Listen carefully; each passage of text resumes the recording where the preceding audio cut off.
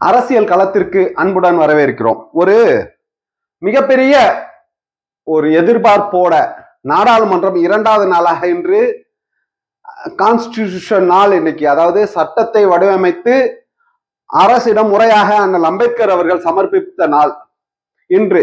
நேற்று அவையில ஆ என்ற எழுத்தை ஆரம்பித்த உடனே அர்ஜென்ட் அகைன் அப்படின்னு சொல்லிட்டு வச்சுட்டாங்க. அப்புறம் மறுபடியும் 11 மணிக்கு அவை கூடும் பொழுது மறுபடியும் அர்ஜென்ட். என்னங்கடா இந்த வார்த்தையை அடிக்கடி யூஸ் பண்றீங்க, ஆன்ற வார்த்தை எடுத்த உடனே அர்ஜென்ட்ன்றீங்க, என்னன்னு தெரியலையேன்னு சொல்லிட்டு ராஜ்யசபாலையும் சரி லோக்சபாலையும் சரி, நீங்க அங்க பாத்தீங்கன்னா அங்க காங்கிரஸ் கட்சியுடைய தேசிய தலைவர் மல்லிகார்ஜுன கார்கே ஐயா அவர்கள் அதான் என்ற வார்த்தைக்காக எடுக்கும் பொழுதே நீங்க பேசக்கூடாது, நீங்க பேசினீர்கள் என்று சொன்னால் இந்த வார்த்தைகள் அவை குறிப்பிலிருந்து நீக்கப்படும் சொல்றாங்க. எவ்வளவு அசிங்கமான விஷயம் இது. ஆ என்ற வார்த்தையை எடுத்தாலே அலறக்கூடிய பாஜக அசிங்கத்தின் அடையாளமாக நாங்கள் பார்க்கிறோம். சட்டம் என்ன சொல்லுது? இன்று சட்டத்தை இயற்றி ஒப்படைத்த நாள் காங்கிரஸ் ஆட்சி காலம். அப்பொழுது சட்டத்தை இயற்றும் பொழுது காங்கிரஸ் ஆட்சி இந்தியாவில் இருந்தது. அந்த காங்கிரஸ் இன்று எதிர்கட்சி வரிசையில் அமர்ந்திருக்கும் பொழுது அவர்கள் அந்த நிகழ்வில் கலந்து கொள்வதற்கு கூட அழைப்பு கொடுக்கவில்லை என்று சொன்னால் ஏன் இது போன்ற பாகுபாடு? காங்கிரஸ் கட்சி ஆட்சியில் இருந்த இத்தனை ஆண்டு காலமாக எதிர்கட்சிகளுக்கு அரசியலமைப்பு சட்டத்தை இயற்றிய நாள் அன்று நடக்கக்கூடிய அந்த கலந்தாய்வு கூட்டத்தில் அந்த எல்லாருக்குமே ஒரு அழைப்பு உண்டு, எல்லாருமே வரணும் அப்படின்ற மாதிரிதான் இருந்தது. ஆனா அது அனைத்தையுமே மாற்றி இன்று பாருங்களேன் எவ்வளவு பெரிய ஒரு தவறு இழைத்து இருக்கிறார்கள் என்பது இதன் மூலமாக நமக்கு தெரிய வருகிறது. நீங்க பாத்தீங்கன்னா அதானி இந்தியாவை உலக அரங்கில் இந்தியாவை தலைகுனிய வைத்திருக்கக்கூடிய ஒரு தொழிலதிபர் யார் என்று சொன்னால் இந்திய பாரத பிரதமர் நரேந்திர தாமோதாஸ் மோடி அவர்களுடைய அருமை நண்பர், அன்பு தோழர், ஒன்றாக அமர்ந்து உணவருந்தக்கூடிய அளவிற்கு நட்பில் இறுக்கமாக இருக்கக்கூடிய அந்த அதானி தான். அதானி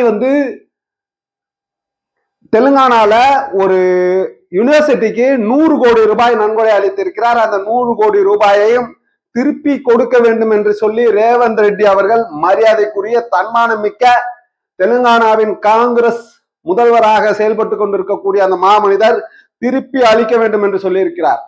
ஆனால் 2000 கோடி ரூபாய் லஞ்ச பணமாக கொடுத்து ஒரு நிறுவனத்தை இயக்குவதற்கு, அதுவும் இல்லாம அமெரிக்காவில் வாழக்கூடிய அமெரிக்க வாழ் மக்களுடைய 25,000 கோடி ரூபாயை முதலீடாக பெற்று இந்தியாவில் இருக்கக்கூடிய அரசு அதிகாரிகளுக்கு 2000 கோடி ரூபாய் லஞ்சம் கொடுத்திருக்கிறார் என்ற குற்றச்சாட்டை அமெரிக்கா வைத்தது மட்டுமல்லாமல் எவ்வளவு பெரிய ஒரு முன்னெடுப்பை அவர்கள் எடுக்கிறார்கள்.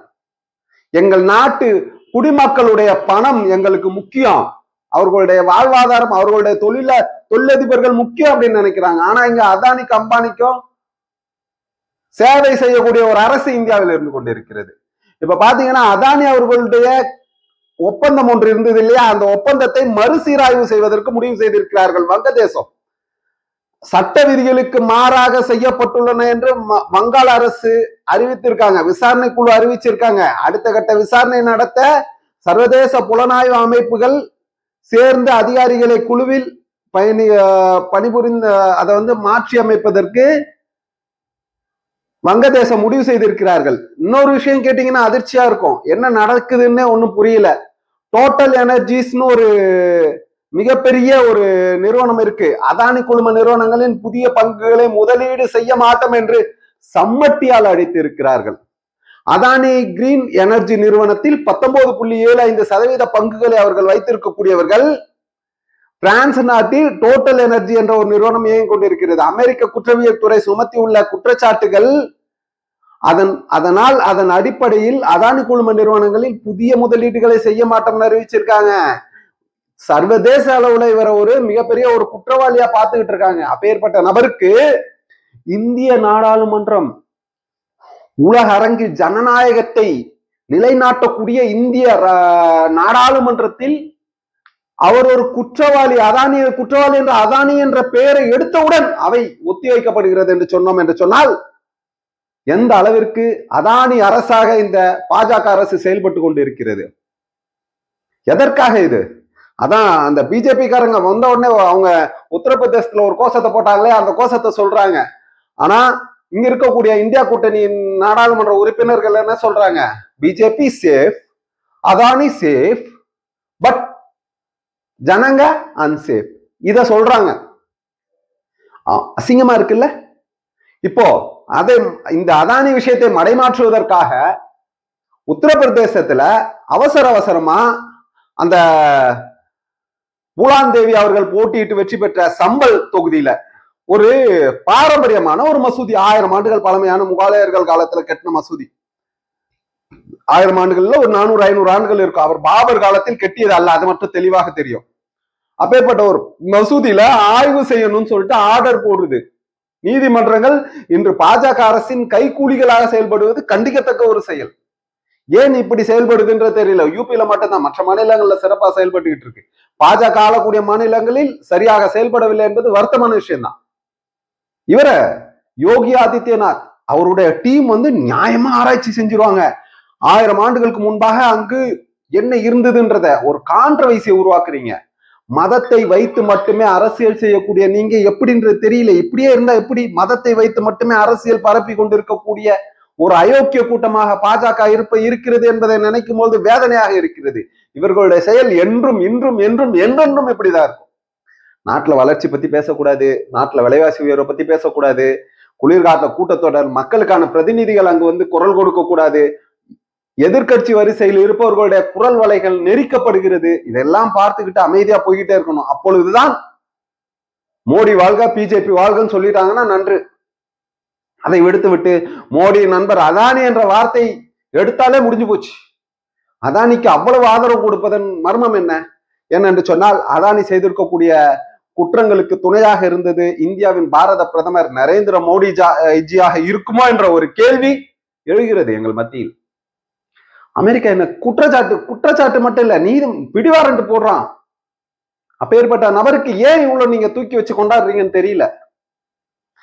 யூபியில அந்த கோயில்ல நீங்க ஆராய்ச்சி நடத்துங்க, என்ன வேணா பண்ணுங்க.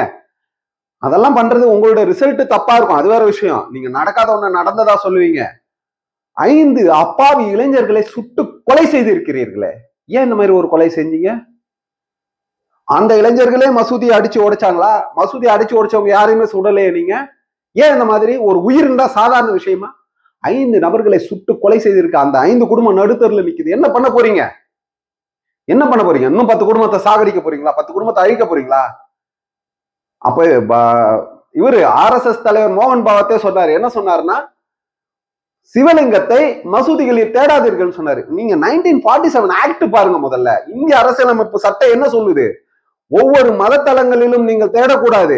கிறிஸ்தவர்கள் கிறிஸ்தவ வழிபாட்டு தலங்களை நடத்தி கொள்ளலாம், இந்துக்கள் அவர்களுடைய கோயில்களில் அவர்கள் வழிபடலாம், இஸ்லாமியர்கள் அவர்களுடைய மசூதிகளில் அவர்கள் தொழுகை நடத்தலாம். இதை எதிர்த்து யாராவது தவறான செயல்களில் ஈடுபட்டார்கள் சொன்னால் அது சட்டத்தை மீறிய ஒரு விஷயம், சட்டத்திற்கு புறம்பான ஒரு விஷயம். பாபா சாஹிப் அம்பேத்கர் அவர்கள் இயற்றிய சட்டத்தை நீங்கள் மதிக்கவில்லை, அந்த சட்டத்தை நீங்கள் குழி தோண்டி புதைக்க வேண்டும் என்று நினைக்கிறீர்கள் என்பதற்கு இதெல்லாம் ஒரு சான்று. சட்டம் என்ன சொல்லுது? 1947 ஆக்ட் என்ன சொல்லுது? நீங்க எந்த மத வழிபாட்டு தலங்களிலும் அரசோ வேற யாரோ உள் நுழைந்து எந்த ஆய்வு நடத்துவதற்கும் அனுமதி கிடையாது. அந்த அனுமதியை மீறி நீதிமன்ற உத்தரவு என்ற பெயரில் உள்ளே சென்று ஆய்வு நடத்துகிறீர்கள். இது எங்க இருந்து வந்தது? எப்படி நீங்கள் அங்கே தேடலாம்? புரியல. நீங்க செய்யறது சரியா தவறான்ற உங்களுக்கே புரியுதா என்னன்னு தெரியல. செய்யக்கூடிய செயல் அனைத்தும் தவறு. இன்று உலக நாடுகள் உற்று நோக்கி கொண்டிருக்கிறது. இந்தியா இவ்வளவு கஷ்டமான ஒரு சூழலில் இருக்கிறது என்பதை பார்க்கும்போது வேதனையாக இருக்கு. நீங்க பாத்தீங்கன்னா மத்திய பிரதேசத்துல ஒரு நாடாளுமன்ற தொகுதி இடைத்தேர்தல்ல அப்படியே ஜெயிக்கிறாங்க காங்கிரஸ். அதே நேரத்துல அங்கு நடந்த சட்டமன்ற தொகுதி தேர்தல்ல 6லயுமே பாஜக ஜெயிக்குது. லாஜிக்கே இல்ல. என்ன இப்போ அங்க கலவரம் வெடிச்சிட்டு இருக்கு, மக்கள் புரட்சி வெடிக்குது. ஓட்டு நாங்க காங்கிரஸுக்கு போட்டோம், எங்க காங்கிரஸுக்கு 0 ஓட்டுன்னா எப்படியா வந்ததுன்னு கேக்குறான். ஓட்டு போட்டவனுக்கு தெரியும் நான் யாருக்கு ஓட்டு போட்டேன்னு எனக்கு தெரியாதா? ஏன் பகுதியில 0 காங்கிரஸ்க்குன்னா நான் ஓட்டு போட்டிருக்கேன், என் குடும்பம் ஓட்டு போட்டிருக்கு, அந்த 10 ஓட்டாவது வரணுமையா, எப்படியா வரல அப்படின்னு கேக்குறாங்க. ஏதோ ஒரு தில்லாலங்கடி வேலை தவறான செயல்கள் செய்து கொண்டிருக்கிறீர்கள். உங்களுடைய இந்த செயல் நிச்சயமாக ஆட்சிக்கு முற்றுப்புள்ளி வைக்கும் செயலாகத்தான் இருக்கும், அதில் எந்த மாற்று கருத்தும் இல்லை. இது போன்ற திருட்டுத்தனமாக புறவாசல் வழியாக ஆட்சி கட்டிலில் அமர்ந்தீர்கள் என்று சொன்னால் அந்த ஆட்சிக்கு முடிவு கட்டும் காலம் வெகு தூரத்தில் இல்லை. நிச்சயமாக ஆட்சி மாற்றம் ஏற்படும். இதுபோல் இப்ப பாருங்க, பீகார்ல அடுத்தது தேர்தல் வரப்போகுதுன்றதுனால அந்த மொழியில ஒரு விஷயத்த நாடாளுமன்றத்துல வைக்கிறாங்க. அந்த மொழி வந்து இப்ப அங்கீகாரம் கொடுக்குறாங்க. என்ன நடக்குது இங்க இந்தியால ஒன்னும் புரியல. இந்தியா என்பது ஒரு மதசார்பற்ற ஜனநாயக நாடு. ஜனநாயகத்தை குழி தோண்டி புதைக்க வேண்டும் என்று நினைக்கக்கூடிய சக்திகள் ஆட்சி கட்டிலிருந்து விரைவில் அகற்றப்படுவார்கள் என்பதை கூறி விடைபெறுகிறேன். நன்றி அருமை உறவுகளை. மற்றவர்கள் சந்திப்போம். ஜெய்ஹிந்த்.